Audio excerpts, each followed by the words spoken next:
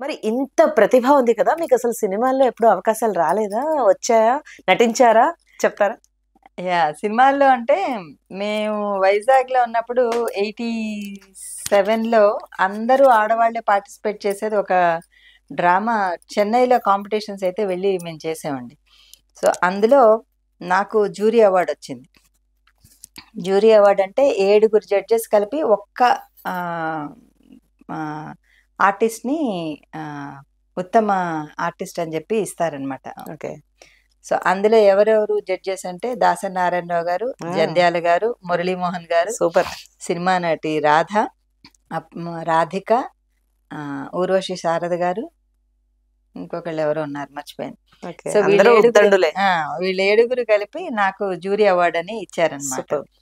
So దాని తర్వాత జంధ్యాల గారు వైజాగ్ వచ్చినప్పుడు వివాహ భోజనం అని ఒక సినిమా, అందులో ఒక చిన్న రోల్ చేస్తారా? ఎన్ని సార్లు చూసామో సినిమా, అప్పట్లో క్యాసెట్లు పెట్టుకుని చూసాము. సో ఆ సినిమాలో ఒక చిన్న క్లిప్పింగ్, ఒక ఫ్యూ సెకండ్స్ అనుకోండి, అది 2-3 సార్లు రిపీట్ అవుతుంది అది. సో దానిలో చేశాను. తర్వాత వారు హీరోయిన్ గా జీవన తరంగాలని ఏదో సినిమా తీశారు, అప్పట్లో అడిగారు. ఇంకా అంటే మనకి ఇంకా ఎడ్యుకేషన్ కి ఇచ్చిన ఇంపార్టెన్స్ ఆ ఫీల్డ్ కి నాన్న ఇవ్వలేదు ఫర్ సమ్ రీజన్. సో కాకపోతే అందులో కూడా ఒక అడుగు వేసాను, జ్ఞాపకంగా, మంచి తీయని జ్ఞాపకం. ఏ క్యారెక్టర్ అది, ఎక్కడ వస్తుంది అని జ్ఞాపకం చేస్తారా? అది ట్యూషన్ చెప్పబడును అని చెప్పి ఒక బోర్డు ఇచ్చి, లైక్ రమాప్రభ గారును సుత్తివేలి గారు వైఫ్ అండ్ హస్బెండ్ అనమాట. సో రమాప్రభ ఆవిడ సుత్తివేలి గారిని మొట్టికాయలు మొట్టేటువంటి సీన్ అనమాట. దానికి నేను స్కూల్ టీచర్ లాగా స్టూడెంట్స్ ని కొట్టింది చూపిస్తే ఫైనల్ గా వేలు గారు తల వాచినట్టుగా బయటకు వస్తారనమాట. దానికి ఏదో చిన్న క్లిప్ లాగా వేశారనమాట. That was fun actually. Very nice. So మీ రచనా వ్యాసంగం ఎలా కొనసాగింది? రచనా వ్యాసంగంలో కొన్ని ఇంట్రెస్టింగ్ ఇదేంటంటే, మామూలుగా నేను 92 నుంచి ఆర్టికల్స్ రాయడం మొదలుపెట్టానండి, డాన్స్ ఆర్టికల్స్ అన్నీ కూడా. అయితే కొన్ని వేరీడ్ సబ్జెక్ట్స్, నాట్ జస్ట్ మన ఈ సిలబస్లో ఉన్నవో నాట్యశాస్త్రంలో ఉన్నవో కాకుండా బౌద్ధము నాట్యము అంటే బౌద్ధ రంగంలో నాట్యానికి సంబంధించినటువంటి శిల్పాలు కావచ్చు, లేకపోతే లలిత విస్తర అనేటువంటి బుద్ధుడి జీవిత చరిత్రలో నాట్యం ఏ విధంగా ఉంది అట్లా అని. తర్వాత రంగస్థల పరిమితులు ఏ విధంగా ఉన్నాయి, రంగస్థల నిర్మాణం ఏ విధంగా ఉంది, భరతుడి కన్నా పూర్వం నాట్య రంగస్థలాలు ఏ విధంగా ఉన్నాయి, అలాగే ఇంద్రుడిని తీసుకొని ఇంద్రుడికి నాట్యానికి ఉన్నటువంటి సంబంధం ఏంటి, అలాగే వేదిక్ లిటరేచర్లో డాన్స్ గురించి ఏ విధంగా మెన్షన్ చేశారు. అలాగే నా థీసిస్ భామకలాపంలో ఈ భామకలాపంలో ఉన్నటువంటి వివిధ ఇతివృత్తాలు మహాభారత కథల్లో ఎక్కడెక్కడ కనెక్షన్ ఉంది, దాని మూలాలు ఏమై ఉంటాయి అని ఆ స్టడీ కూడా చేయడం జరిగిందనమాట.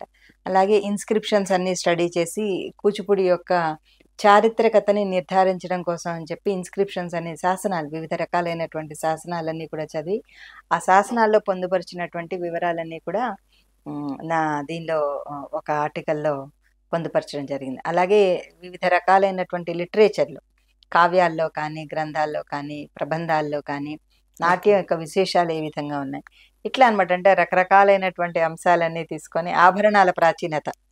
ఇందాక మనం టెంపుల్ జ్యువెలరీ అని ఫేమస్ అయిపోతున్నాయి. టెంపుల్ జ్యువెలరీ కన్నా ఎక్కువ నేను కౌటిల్యుడి అర్థశాస్త్రంలో పేర్కొన్నటువంటి రకరకాలైనటువంటి ఆభరణాలు, విజయఛందం అని చెప్పి 1116 వరుసలు ఉన్నటువంటి ముత్యాల హారానికి విజయఛందం అని పేరు.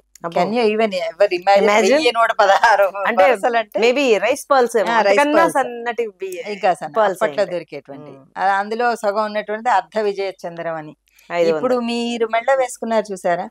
సో అలా అంటే అన్ని ఒకటే సైజులో ఉన్నటువంటి ముత్యాల దండకు ఒక రకమైనటువంటి పేరు, మధ్యలో పెద్ద పాలుండి మిగతా అన్ని ఒక సైజులో ఉన్నది గ్రాడ్యువల్ గా తగ్గేటువంటి పూసలకి ఒక రకమైనటువంటి పేరు. ఇట్లా ఇవాళ మీరు అవే ప్యాటర్న్స్ చూస్తున్నారు. అవును.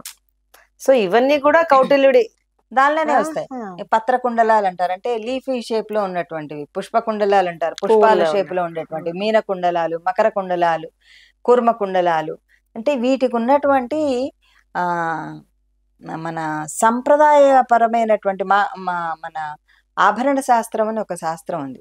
ఇప్పుడు కూర్మ కుండలాలు అన్నాం అనుకోండి, కూర్మ వెంకటేశ్వర కుండలాలు స్వామికి కూర్మాలే కదా ఉండేది, మత్స్యాల మీన కుండలాలు మీన అంటారు. కుండలాలు, మకర కుండలాలు, మీన మకర కుండలాలు. కుండలాలు, yes. పాండురంగ స్వామికి ఉంటాయి, వెంకటేశ్వర స్వామి మకర కుండలాలు మకర కదా. కుండలాలు ఉంటాయి అనమాట. సో ఇవి ఏంటంటే మామూలుగా మకరం అంటే మనం మొసలు మొసలు అనుకుంటాం, అనుకుంటాం. కానీ మకరానికి చేప అని ఇంకొక అర్థం కూడా ఉంది, అందుకని అచ్చా. ఇలా ఫిష్ ఇలా ఇలా ఉంటుంది. ఇలా ఉంటుంది కదా. దానికి మకర కుండలాలు అని పేరు అనమాట. అంటే ఇవన్నీ కూడా మనకి సంతానోత్పత్తిని నిర్దేశిస్తూ నిర్మించినటువంటివండి. Okay. అంటే మనకి ప్రాజనీ ఉండాలి కదా, వంశ అన్నటువంటిది కొనసాగాలి వృద్ధి అంటే చెందాలి.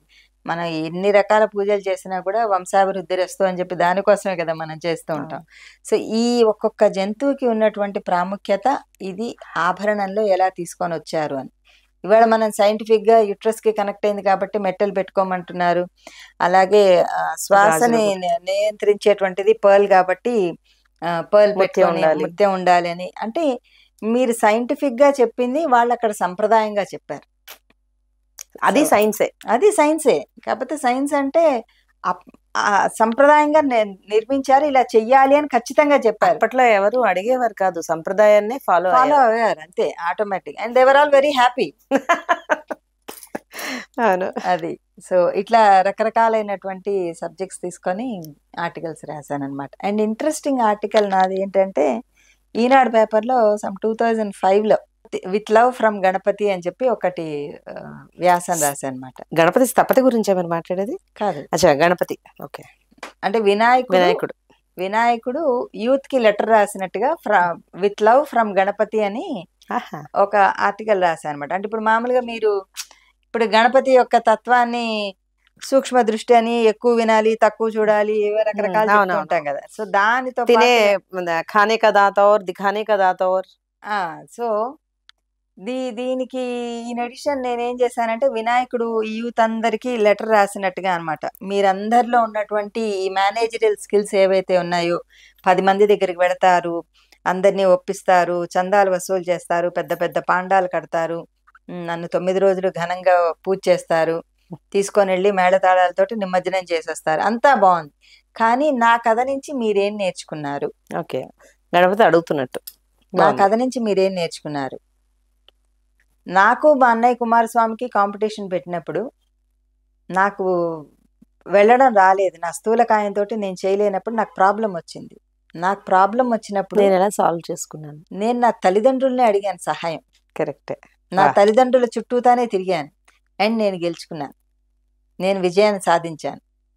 మీరేం చేస్తున్నారు? మీకు ఏదన్నా ప్రాబ్లం ఉండొచ్చు, అది డబ్బు కావచ్చు, చదువు కావచ్చు, ప్రేమ వైఫల్యం కావచ్చు, మరొకటి కావచ్చు, మానసికంగా ఇదయ్యి కృంగిపోయి మనసు తనువు ఎదగనటువంటి మీ స్నేహితుల్ని అడిగి వాళ్ళు చెప్పేటువంటి చిన్న చితక సొల్యూషన్స్ తోటి ఇంకా సమస్యని జటిలం చేసుకుంటున్నారు తప్ప మీ యొక్క భవిష్యత్తుని తీర్చిదిద్దాలనేటువంటి సంకల్పం ఉన్నటువంటి మీ తల్లిదండ్రుల్ని మాత్రం అప్రోచ్ అవ్వట్ల.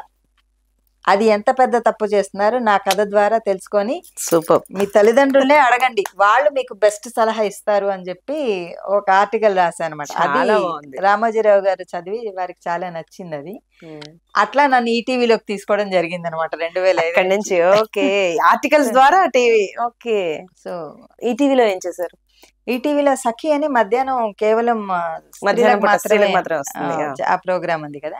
సో సఖిలో నేను చాలా రోజుల పాటు మన సంస్కృతి సంప్రదాయాలకు సంబంధించినటువంటి ప్రోగ్రామ్స్ దాదాపు 7 ఏళ్ళు చేశాను.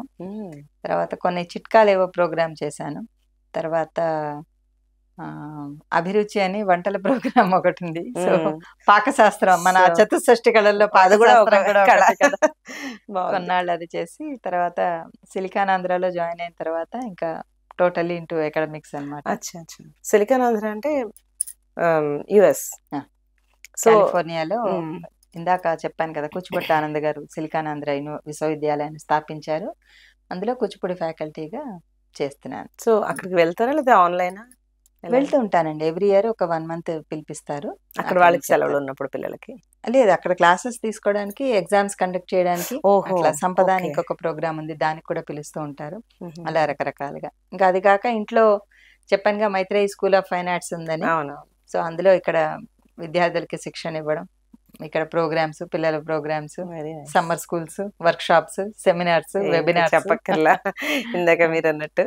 అది చాలా బాగుంది.